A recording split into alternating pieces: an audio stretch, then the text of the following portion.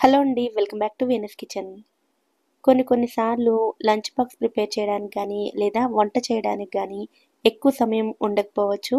లేదా హెల్త్ బాలేనప్పుడు కూడా చాలా సింపుల్‌గా వంట చేయాల్సి వస్తూ ఉంటుంది. అటువంటి టైంలో రైస్ తోటి చాలా త్వరగా చేసుకోగలిగే రెసిపీని చూపించబోతున్నానండి. ఈ రైస్‌కి సెపరేట్‌గా కర్రీ, రైతా లాంటివి కూడా అవసరం లేదండి. పచ్చి ఉల్లిపాయలతోనే చాలా బావుంటుంది. ఈ సింపుల్ రైస్ రెసిపీని మీరు కూడా తప్పకుండా ట్రై చేయండి.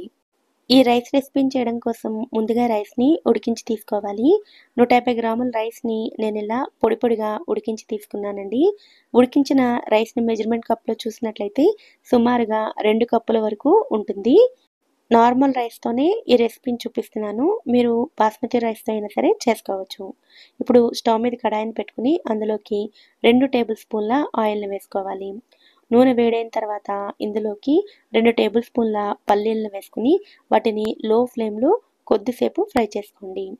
పల్లీలు సగం ఫ్రై అయిన తర్వాత ఇందులోకి 2 టేబుల్ స్పూన్ల జీడిపప్పు పలుకులను కూడా వేసుకొని వాటిని కూడా ఫ్రై చేసుకోవాలి.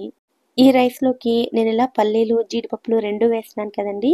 రెండిట్లో ఏదో ఒకటి తీసుకున్నా కూడా సరిపోతుంది. ఇవి 2 కూడా మంచి రంగులోకొచ్చిన తర్వాత వీటిని ఒక ప్లేట్‌లోకి తీసుకొని పక్కన పెట్టుకోండి. ఇప్పుడు ఈ మిగిలిన నూనెలో హాఫ్ టీ స్పూన్ ఆవాలు, హాఫ్ టీ స్పూన్ జీలకర్ర, 1 టీ స్పూన్ శనగపప్పు, 1 టీ స్పూన్ మినపప్పు వేసుకొని వీటన్నిటిని బాగా ఫ్రై చేసుకోండి. ఇవన్నీ బాగా ఫ్రై అయిన తర్వాత ఇందులోకి మీడియం సైజ్ ఉల్లిపాయను ఇలా చిన్న ముక్కలుగా కట్ చేసుకొని వేసుకోండి. ఈ ఉల్లిపాయలు వేసుకున్న తర్వాత అంతా ఒకసారి బాగా కలుపుకొని ఇందులోకి 1 టీ స్పూన్ వరకు అల్లం వెల్లుల్లి పేస్ట్‌ని, అలాగే కారానికి తగినట్లుగా 3 పచ్చిమిర్చి, ఒక రెమ్మ కరివేపాకుని వేసుకొని అల్లం వెల్లుల్లి పేస్ట్ పచ్చివాసన పోయి ఉల్లిపాయలు సాఫ్ట్‌గా అయ్యేంత వరకు ఫ్రై చేసుకోండి. ఉల్లిపాయలు సాఫ్ట్‌గా అయిన తర్వాత ఇందులోకి ఒక పెద్ద సైజు టమాటాను చిన్న ముక్కలుగా కట్ చేసుకొని వేసుకోండి. టమాటాలు పెద్దవిగా ఉంటే 1 తీసుకోండి. చిన్నవైతే 2 తీసుకోండి. అలాగే పండిన టమాటా తీసుకుంటే రుచి బావుంటుంది.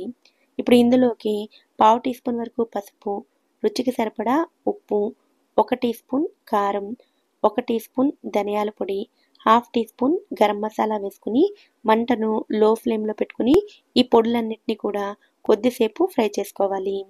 పొడులు వేసుకున్న తర్వాత మంటను లో ఫ్లేమ్‌లోనే పెట్టుకొని అంతా బాగా కలుపుకోండి.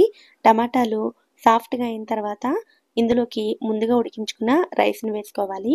అలాగే సన్నగా తరిగిన కొత్తిమీరను కూడా వేసుకొని అంతా ఒకసారి బాగా కలుపుకోండి. ఈ ఫ్లేవర్స్ అన్నీ రైస్‌కి బాగా పట్టుకునేటట్లుగా కలుపుకోవాలి.